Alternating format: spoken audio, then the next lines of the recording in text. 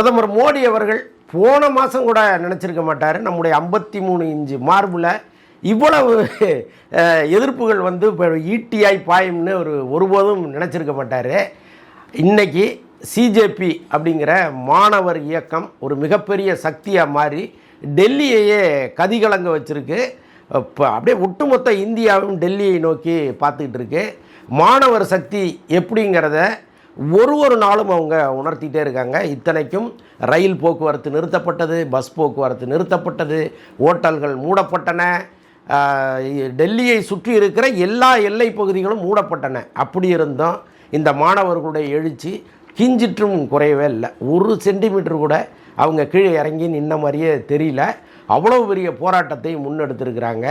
பிஜேபியினுடைய ஆட்சியே கேள்விக்குறியாகுமோ அப்படிங்கிற அளவுக்கு நிலைமை போயிட்டே இருக்குது. உடனே இது அந்நிய சக்தியினுடைய கைக்கூலிகளாக மாறிட்டாங்க இவங்க, இதற்கு பின்னால் ஒரு பெரிய கேங் இருக்குது அப்படின்லாம் பல பேர் சொல்லிகிட்டு இருக்காங்க.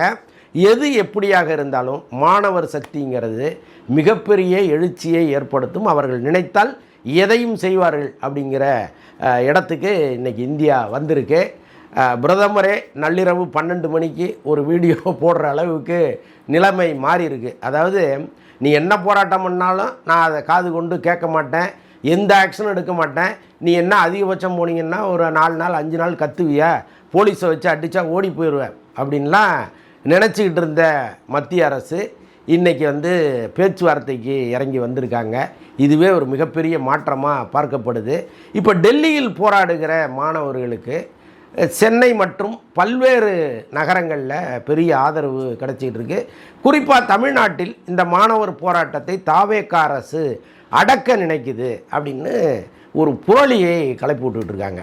இப்போ அமீர் போன்றவர்களோ, வெற்றிமாறன் போன்றவர்களோ, பாரஞ்சித் போன்றவர்களோ இந்த 5 வருஷத்துக்கு ஒரு தடவை முழிச்சுப்பாங்க. எப்பெல்லாம் திமுக ஆட்சியில் இருக்கோ அப்போல்லாம் அவங்கவுங்க வேலையை அவங்க பார்ப்பாங்க. அவங்களுக்கு அரசியல் தேவைப்படாது, போராட்டம் தேவைப்படாது, பட வேலைகளை மட்டும் பார்த்துட்டு இருப்பாங்க. ஆனால் திமுக ஆட்சி இல்லாத போது திடீர்னு கிளம்பி வந்து ஏய் பாத்தியா, அது சரியா, இது சரியா, எது நீதி, எது நியாயம் அப்படின்லாம் குரல் கொடுப்பாங்க. இப்படிப்பட்ட சந்தர்ப்பவாதிகள் கலந்து கொண்ட ஒரு பெரிய எழுச்சியான மாணவர் போராட்டம் ஒன்று சென்னையில் நடந்துகிட்டு இருக்குது, டி நகரில். அங்கு நடந்த சம்பவங்கள் அதை பற்றி தான் நம்ம இப்போ பேச போகிறோம். ஆக்சுவலாக இந்த தாவேக அரசு மாணவர் போராட்டத்துக்கு எதிராக இருக்குங்கிற மாதிரி ஒரு பிம்பத்தை இங்கே கட்டமைக்கிறாங்க. அப்படி அல்ல அப்படிங்கிறத இன்றைக்கி அமைச்சர் ஆதவ அர்ஜுனா உட்பட பல தாவேகவினர் இங்கே தொடர்ந்து சொல்லிகிட்டு இருக்காங்க. எங்களுடைய ஆதரவு உங்களுக்கு உண்டுங்கிறது ஒரு பக்கம், இன்னொரு பக்கம் நாங்கள் நீட் தேர்வுக்கு எதிரானவர்கள் அப்படிங்கிறதையும் அவங்க அழுத்தம் திருத்தமாக பதிவு பண்ணிட்டாங்க. அதற்கப்புறமும் இந்த தாவேக அரசு பிஜேபியோடு ஒரு கள்ள கூட்டணி வச்சுக்கிட்டு இதையெல்லாம் எதிர்க்குது அப்படிங்கிற ஒரு பிரபகண்டா இங்கே தொடர்ந்து நடந்துக்கிட்டே இருக்குது.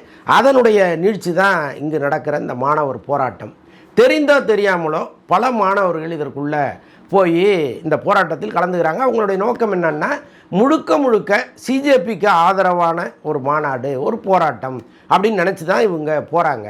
ஆனால் அங்கே ஜனநாயகம் பற்றி பேச வேண்டிய அவசியம் என்ன இருக்குது?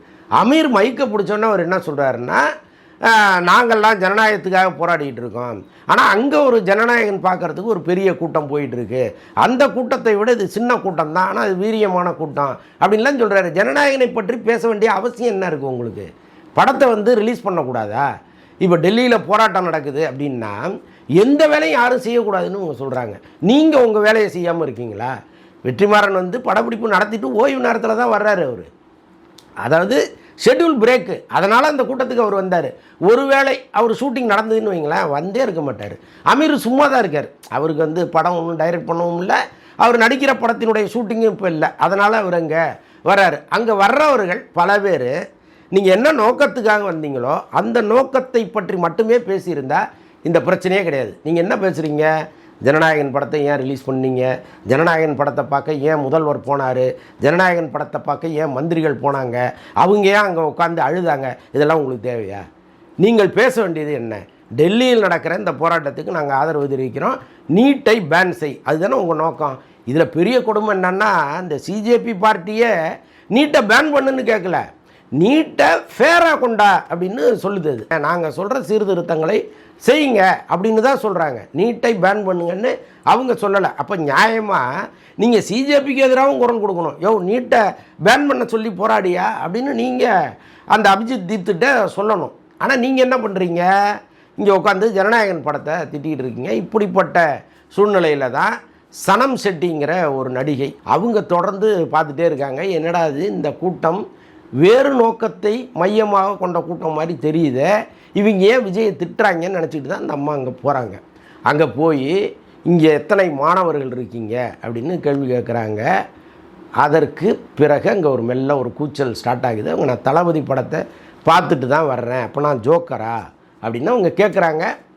அதில் ஒன்றும் தவறில்லைன்னு தான் நான் பார்க்குறேன். நீங்கள் தறிகட்டு ஓடுகிற ஒரு கூட்டத்தை, திசை மாறி ஓடுகிற ஒரு கூட்டத்தை யார் நினைத்தாலும் தடுத்து கேள்வி கேட்கிற அதிகாரம் அவர்களுக்கு உண்டு.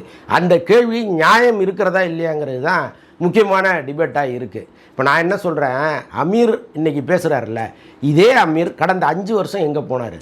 இன்றைக்கி பாரஞ்சித் பேசுகிறாருல்ல, இந்த பாரஞ்சித் கடந்த 5 வருஷமாக எங்கே போனார்? இந்த வெற்றிமாறன் கடந்த 5 வருஷமாக எங்கே போனார்? நீட்டை நாங்கள் வந்தால் 6 மாதத்தில் நீக்குவோம் அப்படின்னு சொல்லிட்டு தானே ஆட்சிக்கு வந்தாங்க கடந்த திமுக. நீங்கள் ஏன் அப்பெல்லாம் பேசலை? 6 மாதத்தில் நீட்டை நாங்கள் இல்லாமல் செய்து விடுவோம்னு சொல்லிட்டு வந்தீங்களே. இவ்வளவு நீட் தொடர்பான மரணங்கள் நடக்குது. அனிதாவுக்கு பிறகு எத்தனை பேர் தமிழ்நாட்டில் இறந்துருக்காங்க? திமுக பீரியடில் எத்தனை பேர் இங்கே இறந்துருக்காங்க தற்கொலை பண்ணி? யாராவது கேட்டிருக்கீங்களா? தேர்வு மையத்துக்கு பரீட்சை எழுத வருகிற மாணவ மாணவிகளை, முக்கியமாக மாணவிகளை, அங்கே இருக்கிற அந்த சூப்பர்வைசர்கள் படுத்துகிற பாட்டுக்கு என்னைக்காவது நீங்கள் அங்கே போய் நின்று கண்டனம் தெரிவிச்சிருக்கீங்களா? இல்லையே. இன்றைக்கி தாவேக்கா ஆட்சிக்கு வந்தோடனே இந்த ஆட்சி பிஜேபியோடு கள்ள தொடர்பு வச்சுருக்கு. இவங்க என்னமோ நீட்டுக்கு எதிரானவர்களே இல்லைங்கிற அளவுக்கு ஏதோ பேச ஆரம்பிக்கிறீங்களே, இது நியாயமானு தான் அந்த அம்மா கேட்குறாங்க. இப்போ சனம் ஷெட்டி கேட்டது ஏதோ வீம்புக்கு அங்கே சண்டை போடணுங்கிறதுக்காக வரல. அவங்க கேட்குறது இந்த அமீர் ஏன் இன்றைக்கி கேட்கலங்கிறது தான் அவங்க கேட்குறாங்க. சினிமாவை பார்க்க போகிறவர்களோ அல்லது படத்தை ரிலீஸ் பண்ணுகிறவர்களோ உங்களுக்கு ஜோக்கர்னா வெற்றிமாறன் யாருன்னு கேட்குறாங்க. அவங்க பதில் சொல்லுங்கள். வெற்றிமாறனும் ஒரு சினிமா நடிகர் தானே, அமீரும் ஒரு சினிமா நடிகர் தானே. நடிகர்னாலே முட்டா போயிலுங்கிற ஒரு எண்ணத்தை நீங்கள் உருவாக்கி வச்சுருக்கீங்களே, அப்போ நீங்கள்லாம் யாருன்னு தான் அந்த அம்மா கேட்குறாங்க. அதெல்லாம் வெளிப்படையாக கேட்கலான்னாலும் அவங்க கேட்குற கேள்விகளுக்கு பின்னால் இவ்வளவு அர்த்தம் இருக்குது. இந்த அமீர் மட்டும் என்ன சாதாரண ஆளுன்னு நினைக்கிறீங்களா?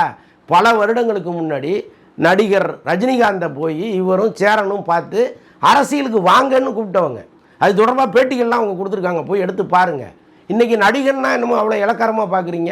மக்கள் தேர்ந்தெடுத்து அங்கே உட்காந்துருக்கிறாரு. அவங்க ஒன்றும் நீட்டுக்கு ஆதரவானவர்கள் அல்ல. சரி, ரைட்டு. என்ன முடிவு எடுக்கிறீங்க நீங்கள்? எந்த முடிவில் நீங்கள் நீட்டுக்கு ஆதரவானவர் விஜய் அப்படிங்கிற முடிவுக்கு வரீங்க? ஒன்றும் இல்லை. இவங்க மெரினாவில் ஒரு போராட்டத்தை நடத்தணும்னு நினைக்கிறாங்க. மெரினாவில் காவல்துறையினர் தடுத்து இங்கே யாரும் வரக்கூடாதுன்னு தடையை போட்டாங்க. ஏன் அந்த தடை போடப்பட்டதுங்கிறது தான் இப்போ முக்கியமான கேள்வியாக இருக்குது. ஜல்லிக்கட்டு மாதிரி ஒரு கூட்டம், பெரும் கூட்டம், இளைஞர் கூட்டம் அங்கே திரள்வதில் தவறே கிடையாது. இந்த டெல்லிக்கு இணையாக நாங்களும் போராட்டம் பண்ணுவோம், எங்களுக்கும் ஒரு மிகப்பெரிய மாணவர் சக்தி இருக்குன்னு தமிழ்நாடு காட்ட வேண்டிய தருணம் தான் இது. அதுலேயும் தவறு இல்லை. கட்டாயமாக மெரினாவை திறந்து விட்டுருக்கலாம். ஆனால் இங்கே என்ன பண்ணுவீங்க? நீங்கள் எதிர்கட்சிகள் என்ன பண்ணுவோம்? அங்கே கலவரக்காரர்களை உள்ளே இறக்கி அங்கே ஒரு கலவரத்தை உருவாக்கி காவல்துறை கட்டுப்படுத்துகிறங்கிற பேரில் மாணவர்கள் மீது தடியடி நடத்து, சொல்ல முடியாத ஒரு 4 பேர் செத்து போனான்னு வைங்க, அந்த பணத்தை வச்சுட்டு அரசியல் பண்ணுவீங்க விஜய்க்கு எதிராக. இதெல்லாம் தெரிஞ்சுதான் அவர் மெரினாவை தரமாட்டேன்னு பூட்டினது. ஆனால் நீங்கள் என்ன பண்ணுறீங்க? விஜய் இந்த மாணவர் போராட்டத்துக்கு எதிரானவர்னு ஒரு பிம்பத்தை இங்கே கட்டமைக்கிறீங்க. அங்கே அத்தனை பேரும் திமுக ஆதரவாளர்கள். அவங்க பேசுகிறது எல்லாமே விஜய்க்கு எதிராகத்தானே தவிர நீட்டுக்கு எதிராக நீங்கள் பேசுனீங்களான்னா அது கொஞ்சம் தான். பாக்கி எல்லாமே ஜனநாயகன் ஜனநாயகன் ஜனநாயகன். அப்போ உங்கள் போராட்டமே ஒரு தவறான திசையை நோக்கி போகும் பொழுது சனம் ஷெட்டி போன்றவர்கள் உங்கள் மேடையில் ஏறத்தான் செய்வாங்க. அந்த நிகழ்ச்சியை நடத்துகிற ஒருத்தர் அவர் சொல்கிறாரு, இங்கே யாரும் தயவுசெய்து அரசியலை கலந்துடாதீங்க. எப்போ சனம் ஷெட்டி இறங்கி போன பிறகு இந்த குழப்பத்தில் தான் ஒரு தெளிவு கிடைக்கும்னு சொல்லுவாங்கள்ல. சனம் ஷெட்டி ஏற்படுத்திய குழப்பத்திற்கு பிறகு அவர் பேசுகிறாரு, இங்கே யாரும் அரசியல் சார்ந்து வராதீர்கள். அங்கே பாருங்கள், ஒருத்தர் திருச்சி திமுகன்னு பனியனில் போட்டு உட்காந்துருக்கிறாருன்னு காமிக்கிறாரு. ஒருத்தர் திருச்சி திமுகன்னு போட்டு அங்கே உட்காந்துருக்கிறாரு. பக்கத்தில் நடிகை ஜூலி உட்காந்துருக்காங்க. அப்போ இந்த போராட்டத்தினுடைய நோக்கம் என்னங்கிறது புரிஞ்சு போச்சா? அப்போது ஒரு சரியான போராட்டத்தை, நியாயமான போராட்டத்தை நீங்கள் முன்னெடுக்கும்போது உங்கள் பின்னால் இந்த அரசு இருக்கும். அதில் வந்து நீங்கள் வேறு வேறு விஷயங்களை உள்ளே கொண்டு வந்தீங்கன்னா இந்த அரசு எப்படி உங்களுக்கு சப்போர்ட்டாக இருக்குங்கிறது தான் நம்முடைய கேள்வியாக இருக்குது. இப்போ சனம் செட்டிக்கு ஆதரவாக யார் பேசினாலும் கிளம்பி வந்துடுறாங்க, நீ முட்டாள், உனக்கு அறிவு இல்லை அப்படின்னு. போங்கடா நீங்களும் உங்களுடைய நியாயமும்.